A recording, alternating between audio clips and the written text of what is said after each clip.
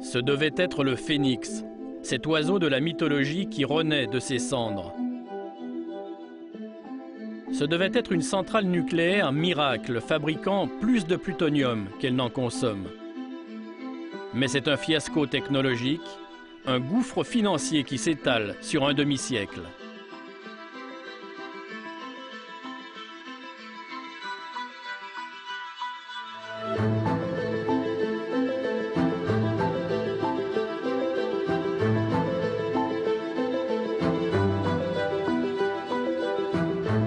C'est du travail à l'ancienne, ça.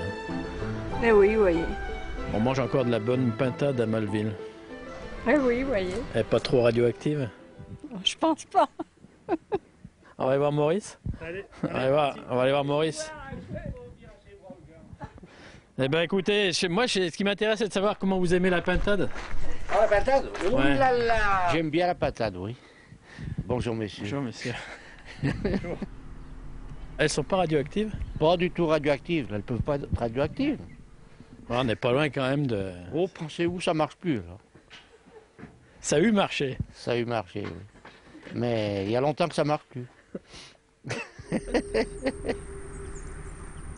Pourtant, Super Phénix semblait bien parti.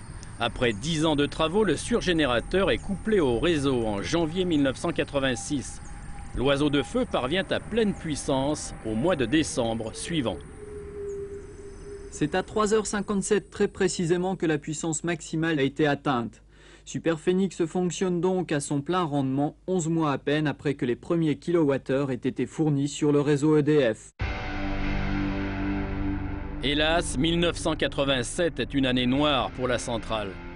Après plusieurs incidents, un problème majeur se produit.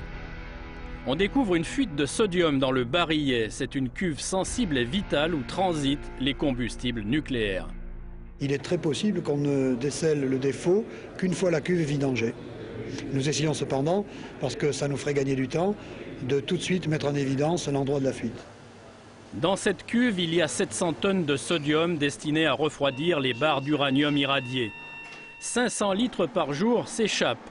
Or, le sodium explose au contact de l'eau et il s'enflamme au contact de l'air.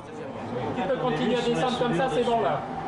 C'est sur le dessus, qui descend le projecteur. Les techniciens cherchent jour et nuit la fuite. L'opinion commence à prendre peur. Les ministres défilent à Malville. La fuite de sodium, elle a lieu sur, grosso modo, ce qu'on pourrait appeler la station-service, où vient se ravitailler une fois par an, au plus, le réacteur nucléaire lui-même. Donc nous n'avons rigoureusement aucun problème de sécurité. Ma devise, c'est dire clair, dire tout. Et c'est comme cela qu'on aura une crédibilité de l'information. Alain Carignon est alors ministre de l'Environnement et quelques mois plus tôt, il validait la thèse du nuage de Tchernobyl non dangereux pour la France. Or, en ce printemps 87, il y a un vrai danger à Malville. Les gens qui ont construit la centrale, vous ne pensez pas que c'est des fous? Une centrale qui risque d'exploser, une centrale qui, quand elle a eu une fuite de sodium, pendant un mois, ils ont cherché où venait la fuite dans le barillet. Ils n'ont pas trouvé, ils ont mis un mois à trouver. Si ce sodium était entré en contact avec l'eau ou l'air, pchout, la moitié de la région Rhône-Alpes qui disparaissait. Vous ne croyez pas que c'est un peu fou, ça? Quand la fuite est enfin trouvée, 20 tonnes de sodium se sont écoulées. Heureusement, dans une deuxième cuve. Mais il faut vidanger et changer le barillet. La centrale est arrêtée 2 ans. Surtout, elle va perdre sa fonction première, la surgénération. C'est une gabegie, un ratage technologique et scientifique.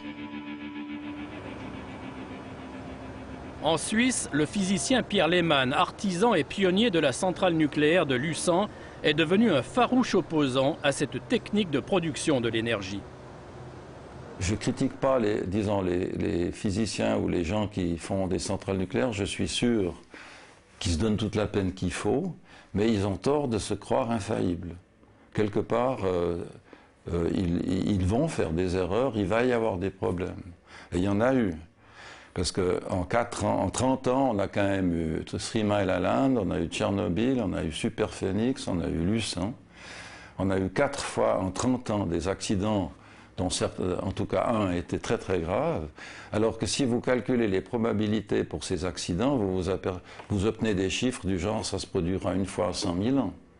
Donc on voit que les calculs ne sont pas crédibles. La base théorique est fausse. Le réacteur redémarre en 1989, mais patatras, l'année 90 est marquée par 4 nouveaux incidents et donc 4 arrêts de la centrale. Pour couronner le tout, au mois de décembre 90, le toit de la salle des machines s'écroule sous le poids de la neige. Joyeux Noël, Phoenix. Conséquence tout à fait spectaculaire de ces chutes de neige, le toit protégeant les turbines de la centrale nucléaire de Crest-Malville s'est effondré. La couverture métallique s'est affaissée sous le poids de près d'1 mètre de neige. 4000 mètres carrés de charpente ont cédé. En raison du danger, le hall avait été évacué 2 heures avant l'accident. Il y eut 2 blessés légers ce jour-là, mais pas de risque radioactif puisque la centrale était à l'arrêt. Décidément, Malville est vraiment le mauvais village.